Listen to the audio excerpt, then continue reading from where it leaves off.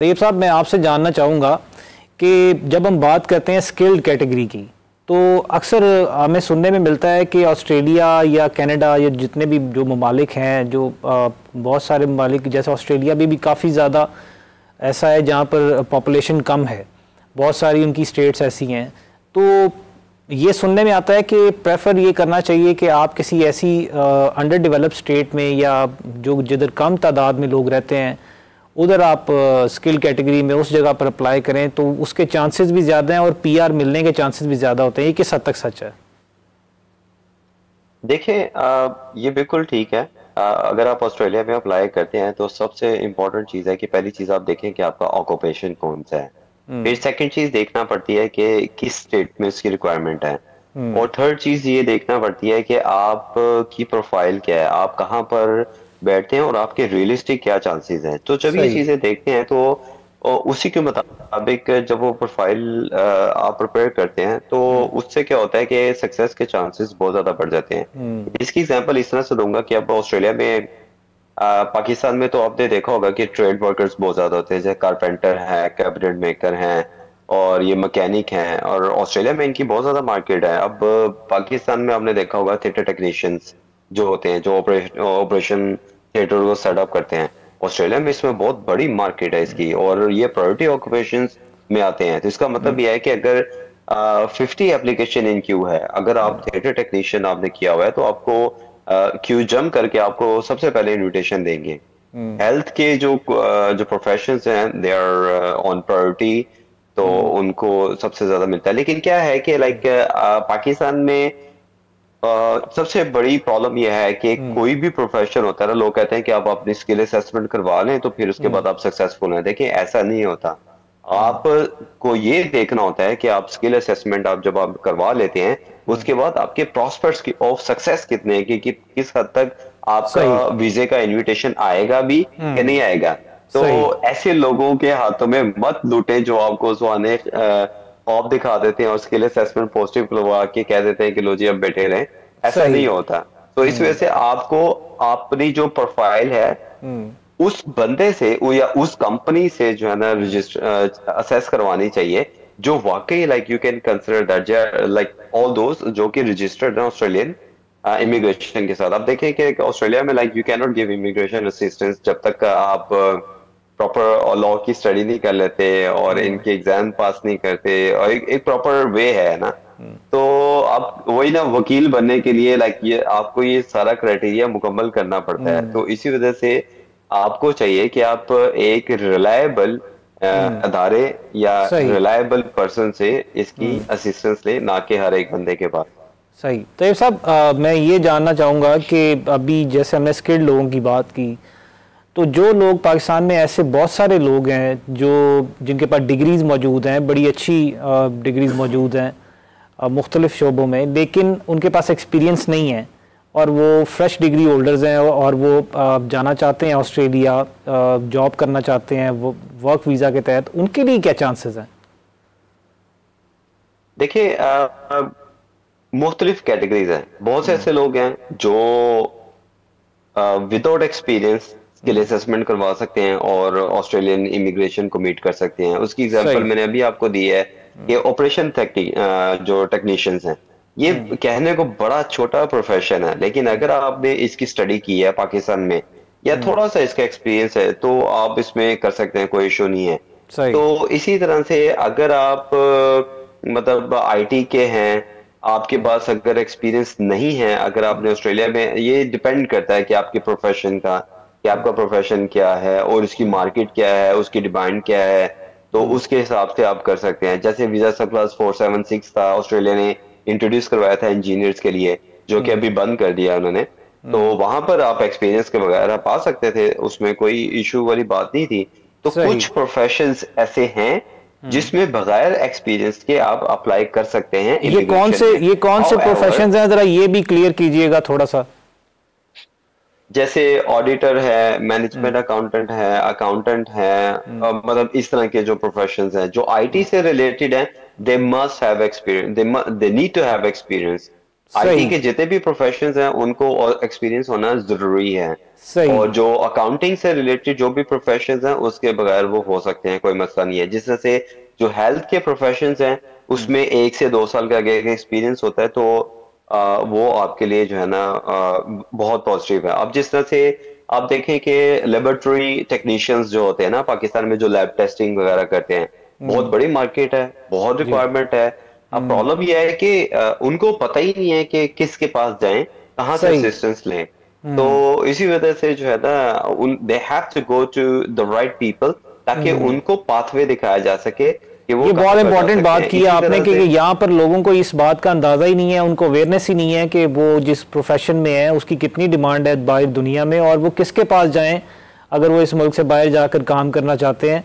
ये बहुत ज़्यादा इंपॉर्टेंट बात आपने बताई है। मैं समझता हूँ कि व्यूअर्स को ये लाजमी चेक करना चाहिए कि जो कोई भी किसी भी शोबे में काम कर रहा है वो कम से कम ये तो चेक करे किसी रिलायबल सोर्स से कि अगर वो बाहर जाना चाहता है तो उसके काम की कितनी डिमांड है बाहर। और तैयब साहब ये भी ज़रूर बताइएगा कि अगर जो शख्स कोई वर्क वीज़ा में बाहर चला जाता है, ऑस्ट्रेलिया स्पेशली, तो कितनी देर बाद उसको वहाँ पर पीआर मिल सकती है या रेजिडेंसी के चांसेस हैं? It's a very good question. जब आप वर्क वीजा पाकिस्तान से अप्लाई करते हैं तो उसमें एक चीज का ख्याल आपको रखना है कि आपको जो डॉक्यूमेंटेशन है वो आपको जेन्युइन करनी है, क्योंकि it cost lots of money. सही। तो सबसे पहले आपने जेन्युइन डॉक्यूमेंटेशन करनी है। सेकंड चीज है, जब आपका वीजा आ जाता है तो आपके ऊपर ऑब्लिगेशंस होती हैं, आपके ऊपर वीजा कंडीशंस होती हैं कि जिस अदारे के लिए आप काम कर रहे हैं उसके लिए 2 इयर्स आपको काम करना पड़ता है। उसके बाद फिर आपको वीजा सब प्लस 186 होता है, तो आप वो अप्लाई करते हैं जो कि पीआर होती है। तो अब समझ लें सही। कि अगर आप वर्क वीजा पे ऑस्ट्रेलिया में आते हैं तो 3 साल के बाद आपकी परमानेंट रेजिडेंसी पूरी हो जाती है, प्रोवाइडेड दैट कि सही। आप एक एक्सपर्ट की एडवाइस लेकर उस पे एक्ट करके सारी चीजों को पूरा करके तो 3 साल के अंदर आप पीआर ले लें। तो जब आप पीआर ले लेते हैं उसके बाद 1 साल रहते हैं तो आपको सिटीजनशिप मिल जाती है विद इन 4 इयर्स। और इसमें तैयब साहब जो लोग वहाँ पर जाकर काम करते हैं किसी फर्म के साथ, मतलब जिस फर्म के साथ वो यहाँ से डॉक्यूमेंटेशन करके गए हैं या यहाँ से उनको स्पॉन्सर मिला है, वहाँ पर जॉब लेटर ऑफर हुआ है और वहाँ जाकर काम करते हैं, अगर वहाँ जाकर उसको काम को नहीं चला पाते या उधर नहीं काम कर सकते या नहीं करना चाहते उस फर्म के साथ, तो वो किसी और फर्म में अगर चले जाते हैं तो इससे क्या उनके किसी प्रोफाइल को फर्क तो नहीं पड़ता? देखिए, होता यह है कि फॉर एग्जाम्पल आपने एज एन अकाउंटेंट ऑस्ट्रेलिया से आपने पाकिस्तान से एज एन अकाउंटेंट स्पॉन्सरशिप ली है, वर्क सही। वीजा ले लिया है, सही। आप ऑस्ट्रेलिया में आ गए हैं। ऑस्ट्रेलिया में आके उस कंपनी के साथ आपने 1 साल काम किया है, आपको लगा कि यार लुक आप चीजें नहीं बेहतर नहीं चल रही, तो आप उसको छोड़ के किसी और कंपनी के साथ काम कर सकते हो, there is no issue at all, आप सही। उसके साथ काम करें। तो लेकिन क्या होता है कि फिर उसकी ऑब्लिगेशंस होती हैं कि क्या आपको नॉमिनेशन चाहिए या आपको स्टैंडर्ड बिजनेस जो स्पॉन्सरशिप है वो चाहिए, कुछ उसकी वीजा कंडीशंस होती हैं। और ये अगर मैं थोड़ी सी टेक्निकल टर्म्स कोशिश कर रहा हूँ कि ना यूज करूँ, अगर कोई यूज हो जाए तो मुझे बता दीजिएगा। तो वो चीजें फिर आपको क्या होता है कि आपको दोबारा से अप्लाई करना पड़ती हैं। ठीक। तो इन अ नटशेल क्या होता है कि अगर आप ऑस्ट्रेलिया में आते हैं तो आप पे क्या होता है, ऑब्लिगेशन होती है कि जिस कंपनी ने आपको स्पॉन्सर किया है उसी कंपनी के लिए you must work for at least 2 years. सही। अगर आप उससे पहले उस कंपनी को छोड़ते हैं तो आपको एक और स्पॉन्सर जो है ना क्या होता है कि फाइंड करना पड़ता है। तो यू सही। Need to find another sponsor ताकि आप उसके लिए काम कर सकें। तो जब आप 2 साल मुकम्मल कर लेते हैं सही। उसी मतलब अपने उस आपकी वर्क बात वीजा पे, तैयब तो साहब, आपकी देन बात समझ में आ गई कि एटलीस्ट आप जिस कंपनी के ऑफर लेटर पर जा रहे हैं उसके साथ आप 2 साल काम करें, अदरवाइज आपको दोबारा से स्पॉन्सर लेटर चाहिए होगा। आप हमारे साथ रहिएगा, हमारे साथ एक कॉलर मौजूद हैं, हम कॉलर ऐड करना चाहेंगे। जी अस्सलाम वालेकुम, वेलकम टू वकील ऑनलाइन। वालेकुम सलाम, मेरा नाम हुमा है और मेरा ताल्लुक इस्लामाबाद से है। मेरा जी जी। सवाल ये है कि मैं मीडिया स्टडीज़ की स्टूडेंट हूँ और मेरे पास तकरीबन 3 से 4 साल का एक्सपीरियंस भी है डिफरेंट न्यूज़ चैनल के साथ काम करने का। तो मुझे ये पूछना है कि ऑस्ट्रेलिया में मेरे लिए क्या अपॉर्चुनिटीज़ हैं, क्योंकि अब मेरे पास एक्सपीरियंस भी है और डिग्री भी मेरी तकरीबन ख़त्म हो चुकी है। लाइक मुझे ट्रांसक्रिप्ट अभी मिल जाएगी। मैं अब आगे या तो अप्लाई करूंगी या फिर मुझे कहीं पे जॉब ऑफर होगी, काइंडली मुझे ये बता दें। जी देखिए, सबसे अच्छी बात तो ये है कि अगर आपको जॉब मिल जाती है ऑस्ट्रेलिया में तो फिर आप 482 एम्प्लॉयर स्पॉन्सर के ऊपर जा सकती हैं। सही, सबसे ईजीएस्ट एंड बेस्ट वे। सही। इसके अलावा अगर आप माइग्रेशन करवाना चाहती हैं तो मीडिया स्टडीज़ वेटस इसके पास आती है, 1 साल का मिनिमम एक्सपीरियंस रिक्वायर्ड है, वो भी पॉसिबल। उनके पास 4 साल का एक्सपीरियंस है। हाँ देखिए ना, 4 इयर्स का एक्सपीरियंस है, 1 ईयर इनका कट जाएगा, 3 इयर्स का इनको 5 पॉइंट्स एक्स्ट्रा मिल जाएंगे। सही, ये इनके लिए बेनिफिट होगा। तो इसके लिए उनको यहाँ से ही वहाँ पर किसी फॉर्म के साथ या कंपनी के साथ ऑफर लेटर लेना पड़ेगा? जी सही। अगर तो ऑफर लेटर मिल जाता है तो वो वीज़ा सब क्लास 482 में चला जाएगा। ठीक, एम्प्लॉयर स्पॉन्सर। लेकिन वो ऑफर लेटर हासिल करने का तरीका कार क्या है, ये सबसे इम्पोर्टेंट क्वेश्चन है। देखें, इसके लिए ये कि डिफरेंट वेबसाइट्स हैं, जिस तरह seek.com ऑस्ट्रेलिया की एक सबसे बड़ी वेबसाइट है। सही। वहाँ जाके अपनी CV दें, जॉब्स अप्लाई करें और गूगल करें, इस तरह की और भी वेबसाइट्स आपको मिल जाएंगी। ठीक। तो आपको सबसे पहले एम्प्लॉयर फाइंड करना है जो रेडी हो आपको जॉब देने के लिए। सही।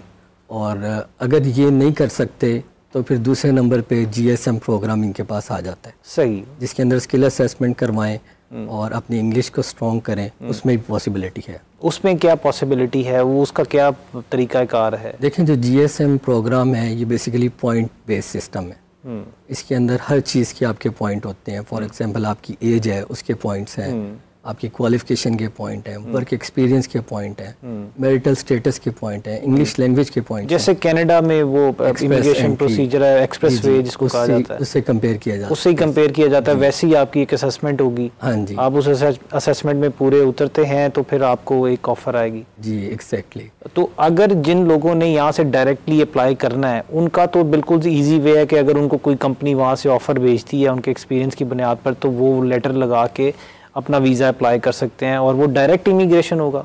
नहीं, ये टेम्परेरी वीज़ा होता है। सही। ये आप 2 इयर्स का भी अप्लाई कर सकते हैं, 4 इयर्स का भी कर सकते हैं। सही। इसके बाद एक परमानेंट रेजिडेंसी का पाथवे होता है, लेकिन इसके अंदर आपका कंपटीशन ख़त्म हो जाता है। ठीक। यानी आपको 2 इयर्स अगर आपने किसी एम्प्लॉयर के साथ लगा लिए हैं तो आपको परमानेंट रेजिडेंसी मिल जाती है। सही। और ये रूल भी नवंबर में जाके चेंज हो रहा है। अब 2 ईयर से 1 ईयर हो रहा है। अच्छा। यानी अगर 1 साल भी आप काम करते हैं तो आप एलिजिबल हैं। तो ये कहना गलत तो नहीं होगा हमारे व्यूअर्स के लिए कि जो लोग स्किल्ड हैं, जैसे अभी जिनकी कॉल आई, जो लोग मीडिया से मतलब रिलेटेड काम करते हैं या किसी भी ऐसे पाकिस्तान में किसी भी ऐसे शोबे में काम कर रहे हैं, जो एक्सपीरियंस भी हैं और स्किल्ड भी हैं, उन लोगों के लिए ऑस्ट्रेलिया इस वक्त बहुत अच्छी ऑफ़र दे रहा है कि वो डायरेक्ट आकर यहाँ पर काम करें, उसके बाद जी जी यहाँ से PR लें। जी जी, काम भी कर सकते हैं और ये परमानेंट रेजिडेंसी भी डायरेक्टली अप्लाई कर। सही।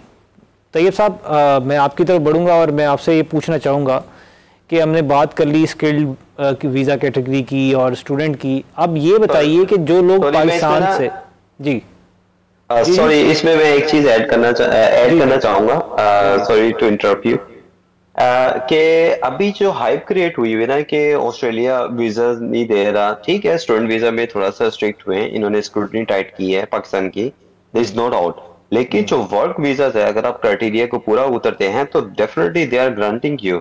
आप हमारी अगर प्रोफाइल को देखिए 491, 191, 189, 190, मतलब there so many visas like you know, हमने असिस्ट किया लोगों को, क्योंकि ये क्या होता है कि जैसे अभी उमर साहब ने बताया आपको कि जनरल स्किल्ड माइग्रेशन जो वीजास होते हैं वो आपको ग्रांट हो सकते हैं, और वर्क वीजास जो है एम्प्लॉयर जो स्पॉन्सर्ड वीजास होते हैं वो आपको ग्रांट हो सकते हैं। तो हमारे पास जो भी क्लाइंट आता है तो वी असेस हिम कि वो कहाँ पर फॉल करता है, उसकी स्किल को देखा जाता है, फिर उसके बाद उसको उस जैसा होता है ना कि जिस सांचे में डालना है जिस बंदे को, तो उसी के हिसाब से उसको देखा जा सकता है। So that's why it's very important for us कि कोई भी बंदा जब हमारे पास आता है तो we have to assess him कि उसकी स्किल क्या है, क्या वो वर्क वीजा पे फॉल कर सकता है या वो GSM में फॉल कर सकता है। और Australia is a paradise for all the Pakistanis. आप ये कहना चाहते हैं कि वो जो शख्स भी बाहर जाना चाह रहा है वो पहले अपनी असेसमेंट किसी एक रिलायबल सोर्स से करवा ले, एक अच्छे कंसल्टेंट के पास जाए,